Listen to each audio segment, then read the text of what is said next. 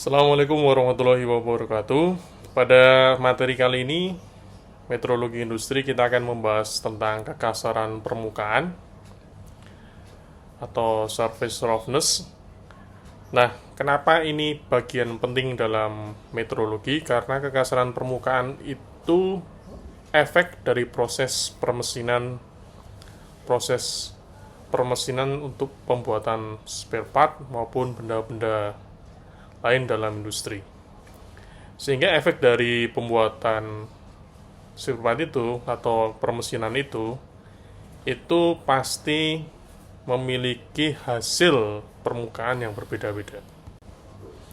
Nah, pada prinsipnya di gambar waviness and roughness ini kita melihat suatu gambar light direction, arah dalam menggunakan probe-nya situ. Nah, pada suatu jarak light direction itu misalnya 2 mm, itu secara mikroskopis itu permukaannya itu tidak rata, sehingga akan mendeteksi suatu waviness atau gunung dan lembah. Nah, sehingga kekasaran permukaan itu variasi mikroskopis yang secara mata telanjang itu mungkin kita rasakan rata, tetapi kalau kita menggunakan surface roughness, alat itu ternyata tetap ada gunung dan lembahnya. Sehingga ini permesinan, pengamplasan atau pengecoran, kekasaran ini bisa berupa benjolan, alur pahat, atau pola lainnya pada permukaan benda kerja. Nah, itu. Oke, selanjutnya, tingkat kekasaran permukaan sangat penting dalam banyak aplikasi teknik dan manufaktur. Semakin halus, mungkin diperlukan untuk aplikasi yang memerlukan gesekan minimal, seperti bantalan bola. Sebaliknya, permukaan yang kasar mungkin diinginkan dalam aplikasi di mana keterikatan adalah faktor penting, seperti cat atau perekat. Sederhana saja, pada kehidupan sehari-hari kita berusaha mencari sepatu yang tidak licin, sehingga saat kita gunakan itu kita tidak kepleset, sehingga kita membutuhkan juga suatu kekasaran. Tetapi pada hal-hal tertentu atau pada permukaan-permukaan tertentu, kekasaran itu akan menimbulkan gesekan, sehingga itu harus kita hindari. Bantalan bola dan shaft, katakanlah gitu, jika terlalu kasar, tentu nanti akan kesulitan saat memasukkan shaft itu ke dalam bantalan bola.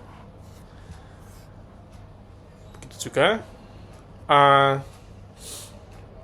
bagian-bagian yang memang dia harus halus, misalnya saat kita membuat suatu dua buah part yang nanti itu akan kita rangkai. Jika masih kasar, tentu kita akan kesulitan dalam melakukan proses assembly. Sehingga kalau kita sebut kekasaran itu ya variasi mikroskopis itu yang dilihat karena proses pengerjaan permesinan pahatan, kita lihat masih terlihat halus, tetapi saat kita menggunakan probe, kita akan melihat gelombangnya. Gelombang atau waviness mengacu pada pola fluktuasi yang lebih besar yang ada di permukaan benda kerja. Biasanya hasil dari getaran atau pergerakan tidak stabil selama proses pengerjaan. Bisa juga dari alat atau pahat yang sudah tidak tajam lagi. Arah tekstur permukaan adalah pola-pola mikroskopis di permukaan benda kerja. Arah tekstur adalah arah dominan dari pola ini, yang biasanya sejalan dengan arah pengerjaan. Itu mudah sekali saat kita melakukan permesinan atau menggunakan mesin milling atau menggunakan CNC. Itu pasti akan tampak arah tekstur dari pahat itu bergerak. Cacat permukaan, ketidaksempurnaan atau kegagalan dalam permukaan benda kerja yang tidak seharusnya ada goresan, retak, lubang, dan lain-lain.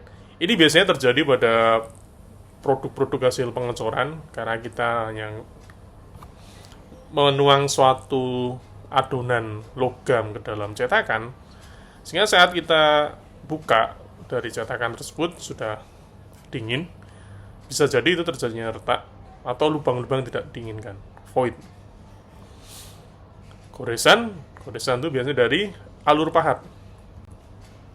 Nah, kalau nilai kekerasan itu ada nilai RZ, RMS, dan RA.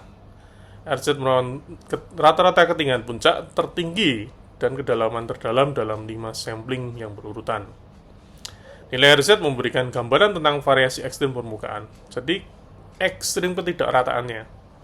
RMS dihitung dengan mengkuadratkan nilai kekasaran di setiap titik, mencari rata-rata dan kemudian mengambil akar kuadratnya, memberikan ukuran yang lebih merata dari kekerasan karena memberi bobot lebih banyak kepada puncak yang lebih tinggi. Nilai RA, nilai rata-rata absolut, ya dibagi aja, average-nya. Semua nilai kekasaran di sepanjang permukaan itu dihitung rata-ratanya. Nilai RA sering digunakan karena mudah diukur dan memberikan gambaran yang baik tentang kekasaran rata-rata. Jadi kalau misalnya menganggap, karena sampelnya itu, direction-nya itu paling hanya 2 mm. Sehingga bagaimana kita bisa menganggap sampel yang 2 mm itu menggambarkan keseluruhannya. Nah, kelebihan dan kekurangan metode ini tergantung pada aplikasinya. RZ dapat menangkap variasi ekstrim, tetapi mungkin tidak merasakan kekasaran rata-rata secara efektif. RMS bobot lebih pada puncak tinggi yang bisa baik jika puncak ini penting untuk aplikasi tertentu. Namun, ini juga bisa menjadi overkill jika rata-rata sederhana cukup. Nilai RA mudah dihitung dan sering digunakan, tetapi mungkin tidak menangkap variasi ekstrim seefektif RZ. Nah, ini semua juga tergantung dari benda kerja yang akan digunakan. Kita mengejar nilai kekasaran permukaan seperti apa.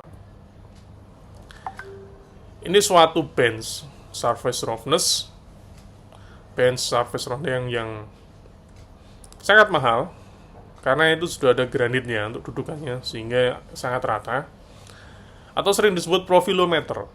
Jadi dari probe-nya itu, indikatornya itu akan berjalan lalu akan menampilkan profil di komputernya